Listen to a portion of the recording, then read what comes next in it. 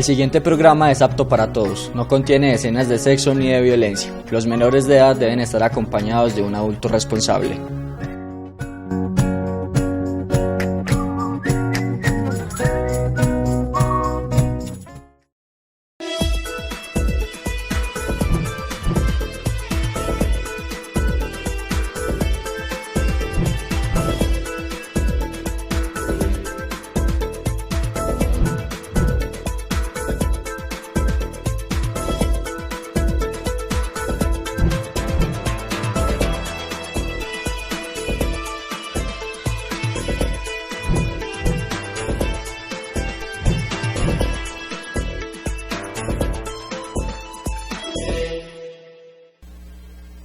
Buenas tardes, bienvenidos al programa Lo Nuestro. Y contamos con la compañía del señor don Julio Jaramillo. No es jardineño, pero tiene muchas raíces jardineñas y muchas anécdotas que nos va a compartir en esta tarde. ¿Cómo está? Muy bien, muchísimas gracias.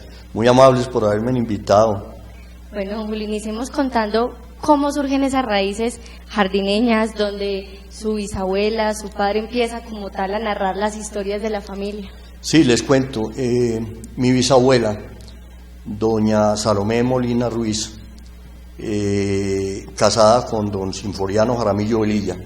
Y digo don porque nosotros teníamos ese respeto por nuestros antepasados y nuestros tíos, incluso no los llamábamos por el nombre de decir Jorge, sino don Jorge o don Antonio, porque así nos lo habían inculcado.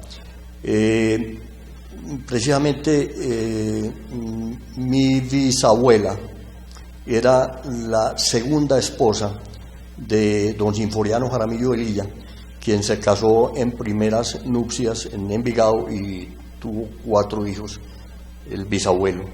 Y en segundas nupcias con doña Salomé Molina tuvo 10 hijos. 10 hijos, entre esos estaban precisamente nuestros abuelos, mi abuelo paterno y mi abuela materna, que eran hermanos, o sea que mi papá y mi mamá eran primos hermanos. Ellos sí estuvieron muy ligados a Jardín. Mi mamá nació aquí en Jardín, mi papá nació en Envigado, pero sus tíos vivían aquí en Jardín, fueron, si no colonizadores, porque antes llegó la familia Peláez y llegaron otros, los señores Rojas, y en fin, llegaron a colonizar a Jardín, que era habitada en su época por los indígenas de Emberá Cativos. Tenemos que incluso un asentamiento de ellos que se llama Cristianía. Entonces, esa vinculación de familia viene desde hace muchísimos años, siendo mi bisabuela, Salomé Molina, nacida en Río Negro, después de su matrimonio, vino a vivir aquí a Jardín y era muy humanitaria, sumamente humanitaria, y en su casa albergaba a los campesinos y a los hacheros que trabajaban para los dueños de las tierras, y cuando se enfermaban, entonces buscaban ayuda. Aquí no había hospital. El hospital prácticamente era la casa de ella. Ella los atendía en su casa y les prestaba unos primeros auxilios. Y allí los albergaba hasta que estaban aliviados. Y si ya de pronto pues no encontraban algún alivio, pues buscaban la forma de llevarlos a Andes o a Medellín en su época. Doña Salomé también, o sea, mi bisabuela, fue la que regaló los terrenos del hospital de Jardín. De hecho, en el hospital hay una foto de ella, en el museo, que está ahora en remodelación porque parece que hay unos daños en su estructura de techos.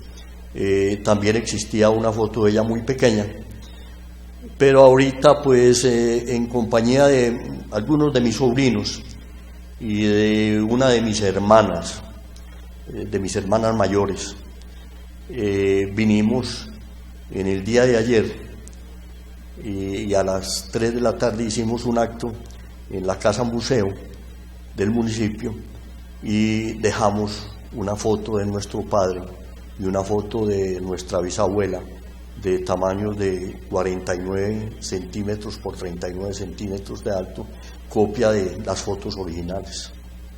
Estos recuerdos, estas fotografías tienen mucho significado para los jardineños y la importancia también de conocer la historia para que siempre se tenga presente quiénes fueron los que aportaron para que el municipio siempre fuera creciendo y, como decía usted, fueron personas muy solidarias que siempre pensaron como en el bienestar de la población. Hablemos un poquitico sobre esas anécdotas que tal vez contaba su padre sobre su bisabuela.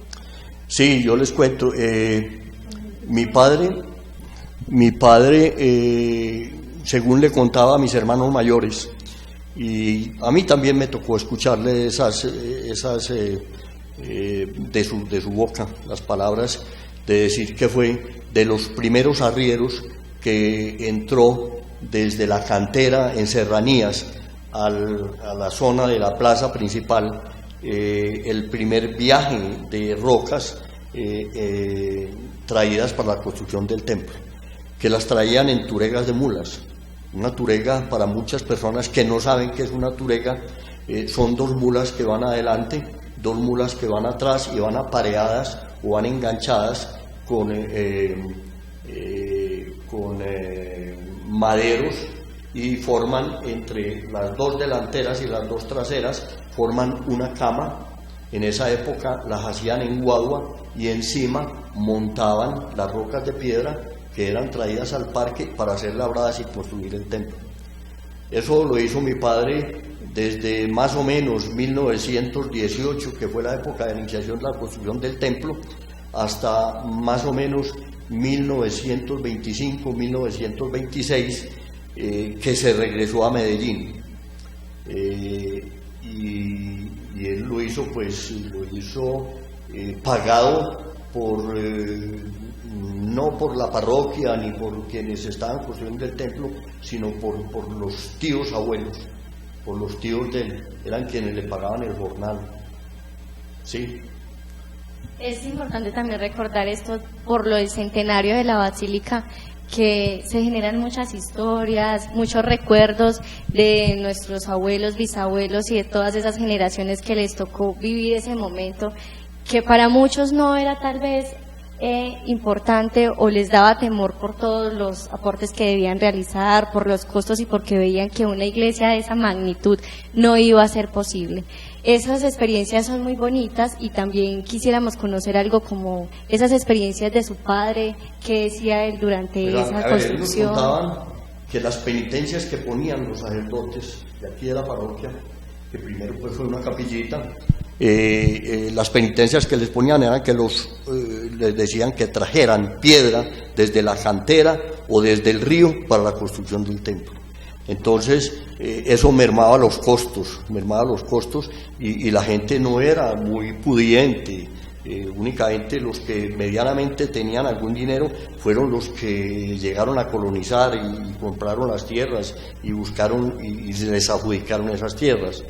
Pero en esa época pues toda la gente que llegaba a la zona era gente extraña, era gente de fuera, ¿cierto? O sea, Jardín se hizo con gente de fuera, no se hizo con gente nativa, porque no se utilizó al nativo, al indígena, al emberacativo, que era el que habitaba la zona, no se utilizó para esos tipos de labores, sino que trajeron gente de otras partes, vino mucha gente de Río Negro, mucha gente de otros pueblos de Antioquia, que vinieron buscando de pronto un bienestar económico o buscando en su época huir de la persecución política del general Tomás Cipriano de Mosquera, porque aquí este asentamiento fue prácticamente de personas que no tenían ideología igual a la del señor Tomás Cipriano de Mosquera, para no mencionar pues qué tipo de ideología política.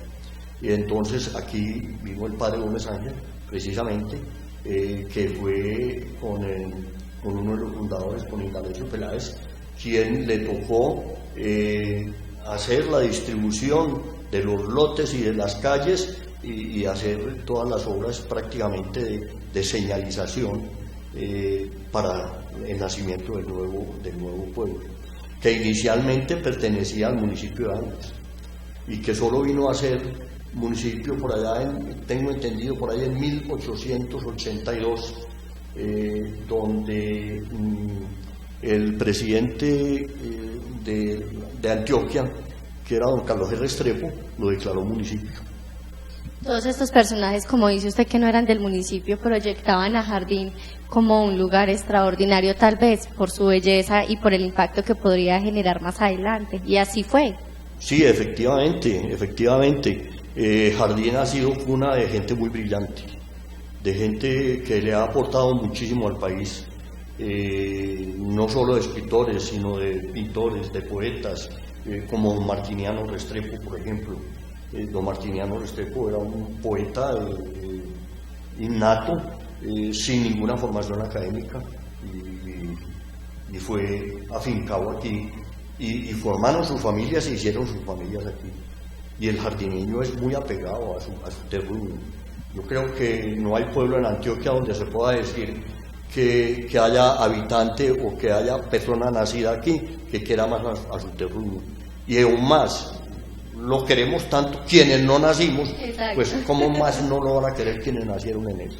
Bueno, es algo que usted menciona también, es que usted no nació en el municipio de Jardín, pero tienen esas raíces y lo quieren y quieren permanecer en este lugar. Háblenos entonces de esas experiencias que tenían cuando ustedes venían al municipio, en esa niñez, qué realizaban, cómo era esa vida en ese entonces. Sí, era una cosa muy tranquila.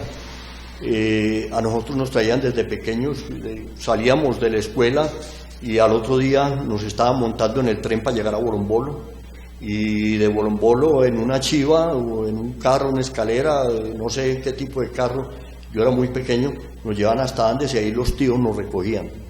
A mis hermanos mayores, que les tocó cuando mis abuelos tenían finca aquí en Jardín, por el lado de Serranías, al lado de donde llega hoy La Garrucha, fue la primer finca que tuvieron mis abuelos, y después vendieron esa finca y consiguieron finca o compraron finca en San Bartolo. Entonces a los más grandes les tocó llegar a esa finca en Serranías, a los más pequeños ya no nos tocó llegar a la finca en Serranías, sino que nos tocó llegar a la finca en San Bartolo, ¿sí? Nosotros disfrutábamos mucho, aquí teníamos muchas raíces, teníamos mucha familia, ya los hermanos de mi madre vivían aquí, nosotros salíamos con los primos, salíamos a las quebradas por el Arco del Cuchillón, salíamos a bañarnos a los charcos de la Planta, a Charco Corazón, hacíamos caminatas a pie, las tías y los tíos nos acolitaban y nos armaban fiambres y íbamos a Río Sucio a pie en una jornada que salíamos a las 4:30 o 5 de la mañana y estábamos llegando a Río Sucio donde vivía otra tía por a las 6:30 o 7 de la noche. O íbamos a pie a Andes, íbamos a pie a Jericó, íbamos a pie a Támesis, íbamos a San Antonio del Chamí. Es decir, nosotros disfrutamos mucho de este pueblo cuando éramos niños, y todas estas quebradas las pescábamos sacando briolas y capitanes, lo que llamamos costaleado, con un costal. Uno de los compañeros que pescaba se iba a la parte de encima, ensuciaba el agua, y los otros abajo con un costal esperábamos a que las briolitas bajaran y las sacábamos y las echábamos en galletas de saltines y bajábamos. Eso era un programa que nos íbamos 4:30, 5 de la tarde con un fiambre, y bajábamos a las 1:30, 2, 3 de la mañana. Y uno de los cafés más antiguos para mi época era el Café Cuchillas, al lado de la iglesia, y ahí llegábamos 1:30, 2 de la mañana, y vaciábamos los tarros en que traíamos esas briolas o esos capitanes, y apostábamos al que más hubiese sacado, el que hubiese sacado el más grande o el que hubiese sacado los más pequeños, y después los llevamos a la casa, los lavábamos con ceniza y los metíamos al rescoldo y nos los comíamos. ¿Para qué? Esas eran anécdotas. Otras anécdotas era que en su época las vías veredales en Jardín no eran caminos carreteables, eran caminos de herradura, y en la parte de encima del pueblo había unas mangas, hay unas mangas de doña Matilde Calle, y allí echaban los caballos del municipio, en las que salía la policía a las veredas o en las que salían los funcionarios del municipio. Y nosotros en la noche nos los parrandeábamos, nos íbamos a montar en ellos y por la mañana cuando iban los funcionarios pues a montar en los caballitos ya estaban bien cansados.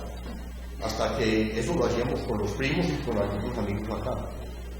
Hasta que en alguna oportunidad, viendo que eso estaba pasando y porque pues informaron qué era lo que estaba pasando, se pusieron a la pista y nos cogieron y nos llevaron y nos sentaron al frente de la cárcel.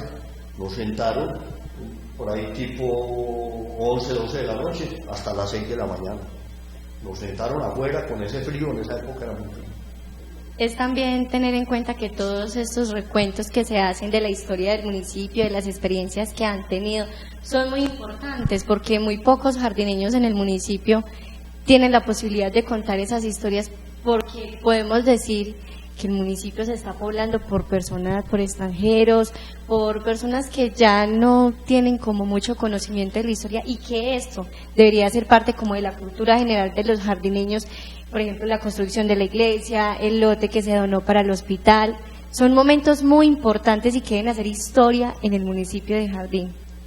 ¿Qué piensa entonces usted después de estos 100 años de la Basílica, el poder contar esas anécdotas de su familia, de su bisabuela, de su padre, y ahora poder contar con un templo y que usted pueda compartir esas historias también con sus hijos, con sus nietos, con las demás familias? A ver, nos preocupa a quienes queremos a Jardín y a quienes nacieron en Jardín, con muchos que he conversado, se está perdiendo el arraigo. Se está perdiendo el arraigo porque efectivamente está viniendo mucha gente de fuera que no tiene ningún compromiso con este pueblo. El pueblo se está desarrollando, sí, efectivamente, está generando oportunidades, sí, efectivamente, está generando oportunidades, pero la gente joven no tiene el arraigo o está perdiendo el arraigo por el pueblo, y eso es preocupante. Es preocupante y el turismo en grande escala trae muchas desventajas, trae ventajas también, pero trae muchas desventajas porque trae situaciones complejas, difíciles de manejar, que muchas veces las autoridades municipales no tienen los elementos ni los medios para poderlos manejar, ni los medios físicos, ni los elementos económicos, para hacer que la situación varíe. Entonces es preocupante. Por eso nosotros hemos querido y seguimos inculcando en nuestra familia. Ahorita llegamos a un grupo grande, un grupo de alrededor de 60 personas, entre mis sobrinos y mis resobrinos. Muchos de ellos no conocían a Jardín, la mayoría sí lo conocían. Y por eso llegamos hacia el museo a traer esas fotos de mi padre y la foto de mi bisabuela, porque queremos que ellos sientan ese arraigo, sientan ese amor por este pueblo, el amor que nosotros sentimos, el amor que los jardineños que nacieron aquí sienten por este pueblo, y el amor que los que no nacimos, pero somos hijos adoptivos, o nos creemos y nos sentimos hijos de este pueblo, sentimos por eso. Qué palabras tan bonitas, y de esta manera podemos decir que llegamos al final del programa. Son muchas historias tal vez que se quedan ahí pendientes, pero que más adelante podríamos tener como otro encuentro para continuar con todo este recuento histórico del municipio de Jardín. Claro, con muchísimo gusto, estamos disponibles y nosotros venimos siempre con alguna frecuencia venimos a este pueblo porque estamos ligados a este pueblo. Yo fui gerente en 2 oportunidades de Transporte Suroeste, mi primo fue accionista de Transporte Suroeste, yo fui accionista de Transporte Suroeste, yo tuve propiedades aquí en Jardín, mis sobrinos ya están adquiriendo propiedades aquí en Jardín, que se van sintiendo. Sintiendo que esas raíces van jalando. Van jalando y todos vienen y se sienten felices en este pueblo. Listo, muchas gracias por acompañarnos y por contarnos toda esta historia. A ustedes muy amable y a todos los amigos de Jardín, muy buenas tardes o muy buen día, dependiendo de la hora en que ustedes vayan a mostrar el programa, que siempre tendrán en esta familia, un aliado para conservar las tradiciones del municipio de Jardín. Y eso es precisamente lo que queremos lograr con el programa Lo Nuestro, seguir conservando todo lo que rodea a nuestro municipio, toda nuestra cultura, nuestras tradiciones, y como mencionaba ahora, que todo lo que todo lo que ha transcurrido durante esta historia no se olvide y que haga parte pues como tal de nuestra cultura general. Los esperamos entonces la próxima semana en Lo Nuestro.